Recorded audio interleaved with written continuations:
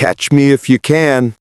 Those were the last words a killer left, written in his victim's blood. Fast forward 21 years, and that same man, Stephen Bryant, is sitting on South Carolina's death row, staring down a date with one of the most brutal execution methods left in America, the firing squad. Yeah, you heard that right. Bullets. Not needles, not electricity, actual rifles aimed at his heart. He could have chosen lethal injection, he could have taken the electric chair, but instead, he said, "I'll take the squad." And that choice, in 2025, might just say more about Stephen Bryant than anything he ever did. Welcome to Death Row Diaries. Hit that subscribe button, because this one's gonna blow your mind. Sumter County, South Carolina, October 2004. It's small-town America, the kind of place where everyone knows everyone, until someone starts turning up dead. Stephen Bryant wasn't a career criminal. He wasn't even on the radar. But in the space of just 5 days, he transformed from a quiet neighbor into a name whispered with fear. His first known victim was Willard T.J. Teachin, a 51-year-old man just living his life when Bryant showed up with a stolen gun. He shot Teachin, then in a moment of pure horror, burned his eyes with cigarettes. And as if that wasn't enough, he grabbed the victim's blood, smeared it on the wall, and wrote the words, "Catch me if you can." That wasn't a movie reference. That was a taunt. Bryant wanted to be chased. He wanted attention, and he got it. Over the next few days, he killed 2 more men, Cliff Gainey and Christopher Burgess, both friends, both shot dead for reasons no one could fully explain. Each crime scene was messy, brutal, and cold. Investigators pieced it together. Bryant was using a stolen firearm, robbing his victims, and even calling family members of the deceased to torment them. Yeah, he literally mocked the families. If evil had a voice, it probably sounded a lot like that phone call.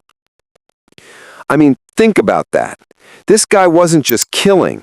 He was turning it into a performance.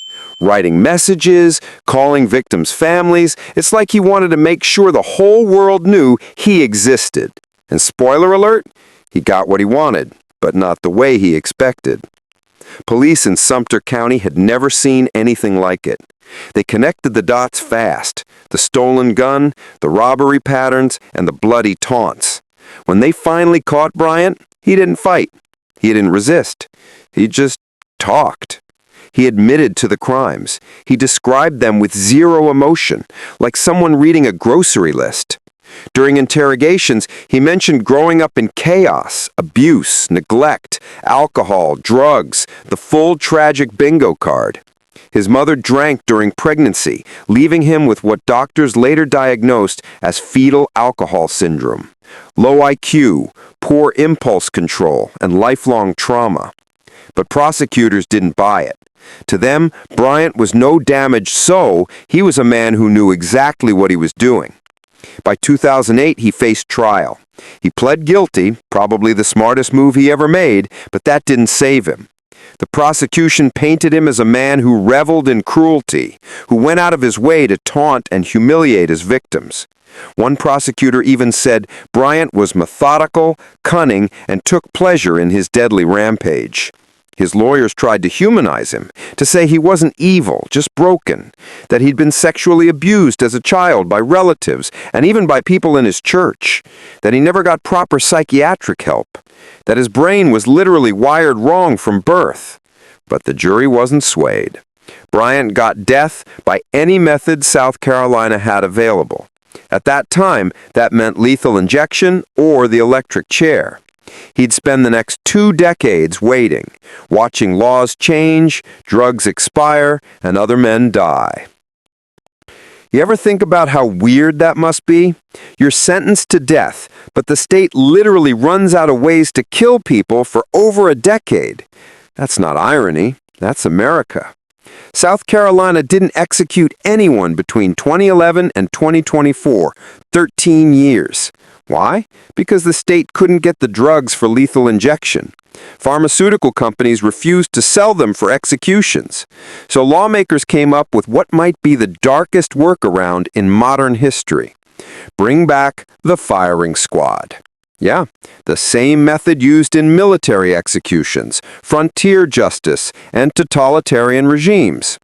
By 2024, South Carolina became one of the only states where inmates could choose their execution: lethal injection, electric chair, or the firing squad. And surprisingly, a few inmates, including Mikhail Mahdi, picked the squad. That one didn't go smoothly. Reports said the bullets missed his heart. He screamed. It was bad. But the state denied it, insisting everything went according to protocol. Now back to Bryant. As his November 2025 execution date approached, his lawyers tried everything. They argued he never got a full brain scan before his 2008 trial, one that could have proven brain damage from his mother's drinking. They cited new expert testimony, interviews, and a 2024 evaluation that confirmed extensive neurological damage. They even linked his violent impulses to PTSD from sexual abuse by relatives, a preacher's wife, and others. But prosecutors hit back hard. They said, "Nope, you don't get a do-over just because your first appeal didn't work." They described his crimes as planned, deliberate, and evil. Not impulsive, not disordered, evil. The South Carolina Supreme Court denied the motion. The execution date stayed locked, November 14, 2025. Man, this is where it gets heavy. You can debate justice versus mercy all day, but at the end of the line, someone's gonna die. What do you think? Drop your thoughts below. I actually read the comments, even the wild ones. Let's talk about how this is actually done. The setup looks straight out of a movie set, only real. In the death chamber in Columbia, South Carolina, there's a wooden chair bolted to the floor. 3 riflemen stand 15 feet away. Bryant will wear a hood over his head, a target placed over his heart. When the warden gives the signal, 3 rifles fire. Only one carries a blank, so no one knows who fired the fatal shot. That's the theory. In practice, as we saw with Mahdi, the shots don't always hit where they're supposed to. Bryant knows this. He read the reports, he saw the pictures, and still, he picked the firing squad. Why? Maybe he wanted control. Maybe he wanted pain. Or maybe, just maybe, it's his final taunt to the system. Like his message said all those years ago, catch me if you can. He got caught all right, but he's still writing the ending. In his final hours, Bryant will be offered a last meal, though he hadn't said what he'll choose.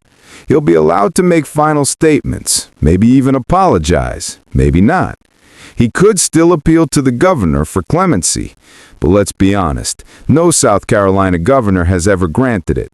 When the clock hits 6 p.m. on November 14, the curtain will rise, the rifles will aim, and South Carolina will make history again, not for justice, but for how justice looks in the modern age. So here's the question. Is Stephen Bryant a product of a broken system or proof that some people can't be fixed?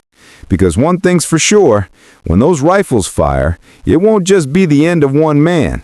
It'll be another reminder that even in 2025, America still carries its past on its shoulder.